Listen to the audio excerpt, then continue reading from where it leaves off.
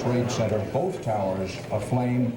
As events in New York and Washington began to unfold Tuesday morning, the TV in the library at Guntersville High School went on, and students gathered to watch.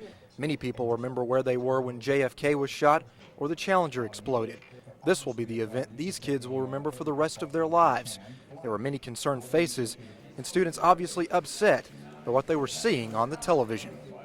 A little bit of frightened because I had just recently joined the United States Army, and I wanted to find out more about it, find out what happened, because, it kind of affects us all in a certain way, I've never really seen the aspects of war or anything like that, and it kind of scared me at first because, I know a lot of people that work with the government, and that just kind of caught me off guard.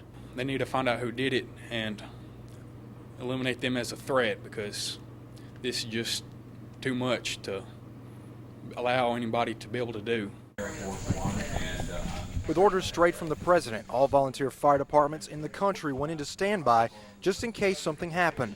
Members of Georgia Mountain Volunteer Fire Department went to their station, not sure of what to do, but having sure reactions to what happened. And our county operates a EOC, which is Emergency Operations Center, and after we had been here this morning, we was officially put on alert. I believe in our country. I believe in the freedoms that we have here, but also I believe you got to stand up and fight for what you want. The train station in Anniston is quiet after being the scene of excitement earlier in the day. After a tip from an FBI agent, Anniston police stopped the Amtrak train as it was on its way to New Orleans.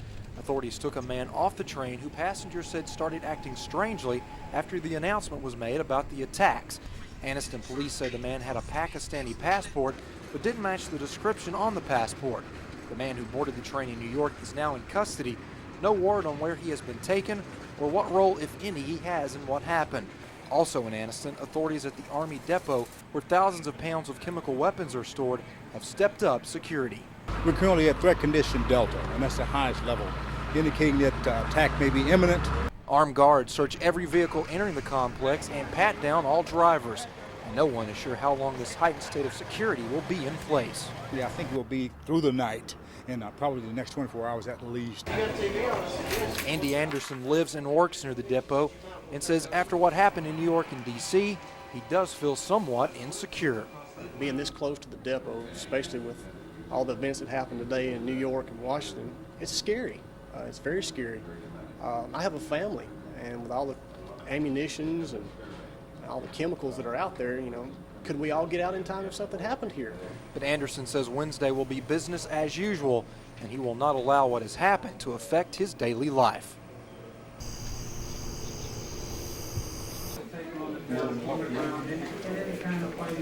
You ain't gonna film that. I'm fixing to film you. 3921, 3937. Transpond out of this. Do we know at what point that becomes illegal?